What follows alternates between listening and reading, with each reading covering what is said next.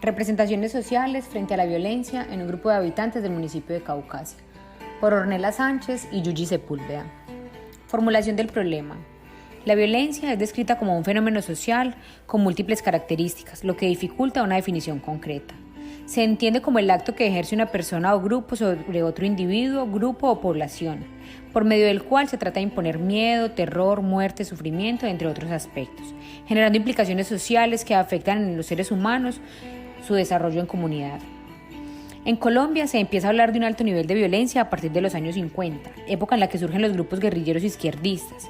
Luego, en la década de los 70, nacen los grupos armados ilegales de extrema derecha, denominados paramilitares, quienes en un principio tenían como propósito fundamental apoyar al Estado en la guerra contra las guerrillas. A su vez, contaban con el apoyo no solo del gobierno, sino de las familias más adineradas, con el fin de que estos grupos protegieran sus negocios y todo lo que estuviera relacionado con el agro. Más adelante, en los años 90, una serie de grupos paramilitares se autoproclaman Autodefensas Unidas de Colombia, convirtiéndose en el grupo criminal que más muertes ha dejado en el país, según un informe del Registro Único de Víctimas de la Unidad para la Atención y Reparación a las Víctimas. En lo que respecta al departamento de Antioquia, este no ha sido ajeno a los actores de la violencia. Es el caso del municipio de Caucasia, donde la guerrilla del ELN, los grupos paramilitares, las autodefensas y actualmente una alta afluencia de las bandas criminales como los Caparrapos y el Clan del Golfo han sido los encargados en estos últimos 30 años de robar, extorsionar, desplazar y de llenar con sangre las calles del municipio, llevando al parecer a que sus habitantes hayan aprendido de alguna manera a vivir bajo el flagelo de la violencia. Y es en este punto donde surge nuestro interés de realizar una investigación que nos permita conocer cuáles son las representaciones sociales frente a la violencia de un grupo de habitantes de 30 a 50 años en el municipio de Caucasia. Estado del arte. Luego de la revisión de más de 50 artículos, los cuales fueron organizados en 7 categorías, de las cuales 2 les ampliaremos más adelante, que son violencia y representaciones sociales. El fatalismo. Ha sido descrito como la manera de pensar que lleva a las personas a creer que las situaciones de la vida cotidiana son controladas por una fuerza superior y que por tal motivo es imposible cambiar el rumbo de las cosas. Aunque las posturas son personales, estas también hacen parte de una construcción social. Acerca de este tema, Martín Baró y otros autores hablan de una comprensión fatalista en gran parte de Latinoamérica, incluyendo a Colombia, y sugieren observar cuál ha sido el papel de la psicología tanto en la construcción como en el pensamiento fatalista. Violencia, narración y cultura. La narración, el arte y la cultura han estado atravesadas por la violencia desde tiempos antiguos.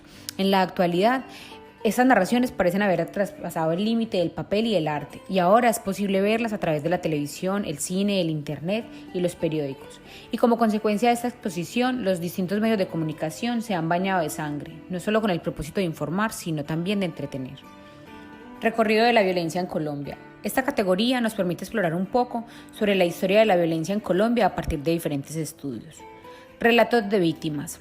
Expone qué tanto han sido afectadas las personas de forma directa o indirecta por la violencia en el país. La naturalización de la violencia.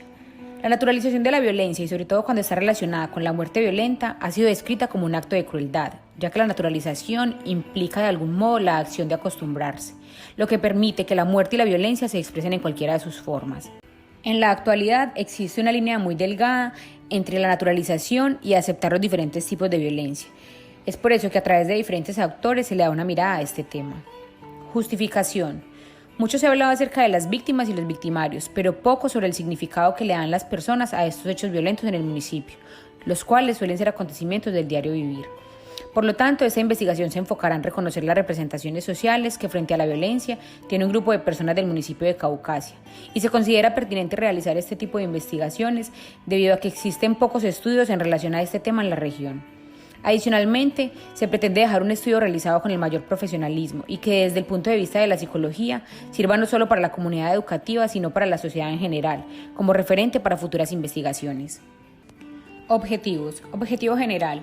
Conocer las representaciones sociales que sobre la violencia tiene un grupo de adultos de entre 30 a 50 años de edad, habitantes del municipio de Caucasia.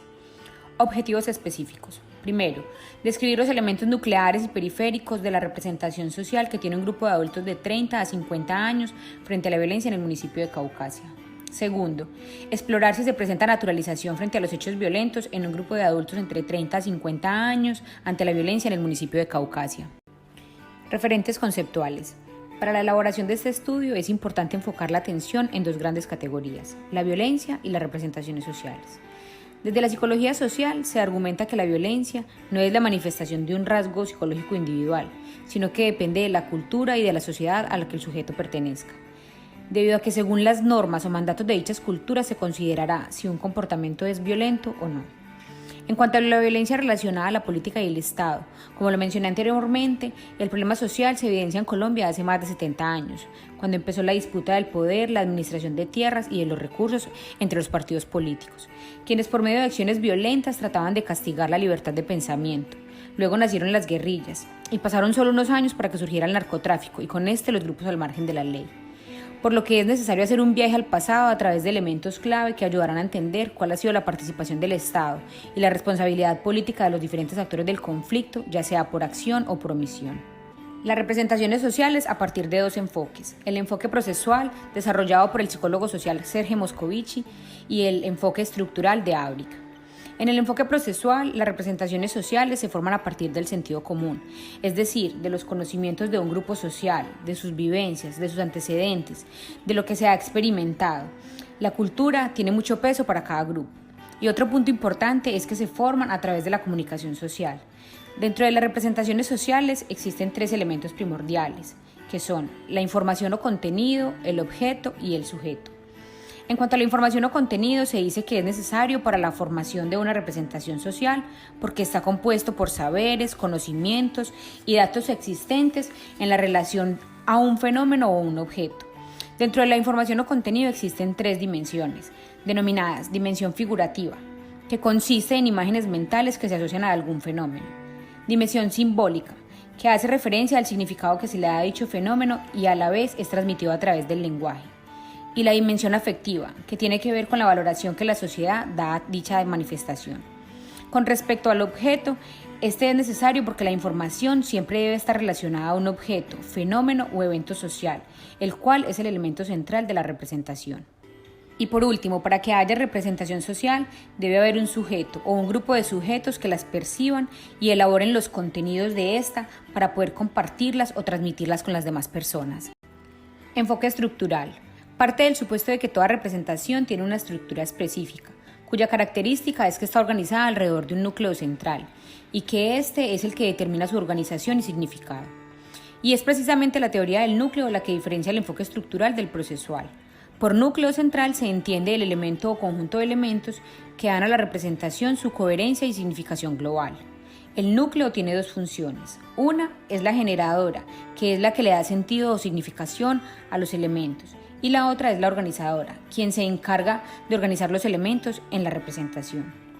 El núcleo central es el elemento que más resistirá al cambio, pues una modificación en el núcleo produce una transformación completa de la representación. Este a su vez está protegido por los sistemas periféricos, lo cual les permiten esencialmente la adaptación de la representación a las evoluciones del contexto. Al mismo tiempo están jerarquizadas, pueden estar muy cerca de los elementos centrales y en este caso juegan un papel importante en la creación del significado de la representación.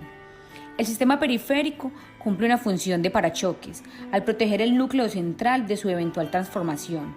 Si el núcleo central cambia es porque el sistema periférico es poco resistente o porque las nuevas informaciones contienen mucha fuerza. Metodología. Enfoque. Se enmarca dentro de la investigación cualitativa, ya que desde allí se pueden desarrollar preguntas e hipótesis antes, durante y después de la recolección y análisis de los datos.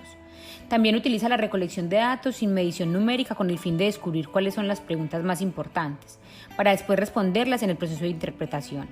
Además, escogimos este enfoque porque las preguntas planteadas no siguen un proceso definido y queremos obtener los puntos de vista de los participantes teniendo en cuenta sus prioridades, experiencias, significados, emociones, etc. Diseño de investigación. Esta investigación tiene un corte fenomenológico hermenéutico, el cual tiene como propósito apropiarse del significado ya implícito en la experiencia vivida, observando desde adentro del sujeto, es decir, desde la esencia de su conciencia, con el fin de buscar el significado de su mundo vivido.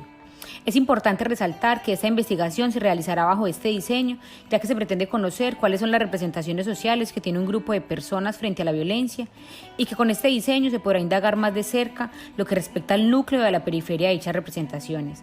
Adicionalmente, Una de las características fundamentales de este estudio es realizar aproximaciones objetivas a sujetos reales que hayan vivido de manera permanente los últimos 20 años en el municipio de Caucasia, con el fin de que aporten de manera voluntaria información sobre sus experiencias, opiniones, valores, entre otros. Participantes y muestreo. Se contará con la participación de 100 personas con edades entre los 30 a 50 años, que hayan vivido los últimos 20 años de manera continua en el municipio de Caucasia. El muestreo se realizará por conveniencia, ya que es una técnica de muestreo no probabilístico y no aleatorio que se utiliza según la disponibilidad, proximidad y acceso a la población que va a ser parte de la muestra. Es de aclarar que la cantidad de personas tenida en cuenta para este estudio no es representativa de toda la población y que se utiliza esta técnica con el fin de conocer opiniones, conceptos y puntos de vista de manera más ágil, considerando que este tipo de técnica de muestreo es la que resulta apropiada en situaciones donde la población es tan grande y que sería prácticamente imposible para esta investigación realizar pruebas con una muestra representativa. Criterios de inclusión y exclusión. Los participantes deben tener entre 30 a 50 años de edad, pueden ser hombres o mujeres, saber leer y escribir, y haber vivido de manera continua los últimos 20 años en el municipio de Caucasia. Serán excluidos quienes no cumplan estos requisitos. Técnicas de recolección de la información. En primer lugar, se explicará en qué consiste la participación en este estudio y cómo se desarrollará esta entrevista. Se utilizará una pequeña demostración de lo que cada participante debe hacer y se pasará a utilizar la técnica de asociación libre de palabras, la cual consiste en que los participantes escriban las primeras 10 palabras que se les ocurran en relación a la palabra violencia. Luego se les entregará una hoja con la pregunta ¿qué piensa usted de la violencia?, esperando en este punto obtener oraciones, y de esta forma se pretende recoger información sobre los elementos nucleares y periféricos que tiene el grupo de participantes, utilizando como método el análisis prototípico y categorial de representación social desarrollado por Pierre Verges. Es importante que el participante enfoque su atención en la escritura de las palabras de asociación de manera espontánea y sin ninguna racionalización, puesto que esto permitirá conocer los elementos que forman parte del significado de las palabras para el sujeto. Procedimiento. El primer paso consiste en buscar a las personas que cumplan con los criterios de inclusión. Luego se les hará entrega del consentimiento informado para que tengan conocimiento sobre la investigación a realizar y para que así puedan decidir si quieren participar o no. Después se procederá a realizar la entrega de la ficha de descripción de los datos sociodemográficos de los participantes. Y por último se realizará la recolección de datos. Se le explicará a los participantes la técnica de asociación libre de palabras y se les dará un tiempo entre 10 a 12 minutos para llenar la tabla de conceptos y responder a la pregunta.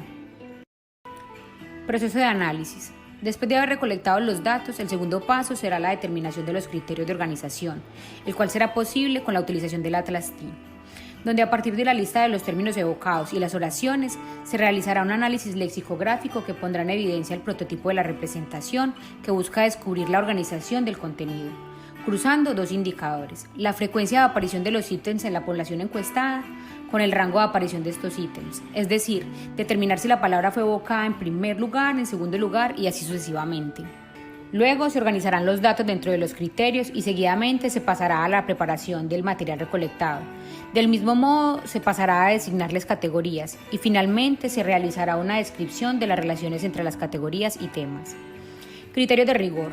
Uno de los criterios a tener en cuenta será la credibilidad, que se refiere a si el investigador ha aceptado el significado completo y profundo de las experiencias de los participantes, sobre todo aquellas vinculadas con el planteamiento del problema. Tiene que ver con la capacidad de comunicar el lenguaje, los pensamientos, las emociones y puntos de vista de los participantes. El segundo criterio es el llamado fundamentación. Tiene que ver con la revisión de la literatura extensiva y pertinente, enfocada a los estudios similares. El tercero y último es la autenticidad. Consiste en que los participantes y el investigador deben expresarse tal y como son para que así las descripciones sean equilibradas y justas. Criterios éticos. En cuanto a los criterios éticos, se realizará la entrega del consentimiento informado, el cual explica de forma clara el propósito de este estudio, además de contener información referente a la técnica que será utilizada y su tiempo de realización. La voluntariedad de la participación, el respeto de la confidencialidad, la especificación de uso de los resultados obtenidos y, por supuesto, la aclaración de que todo está reglamentado bajo la Ley 1090 del 2006, Ley del Ejercicio de la Profesión de la Psicología.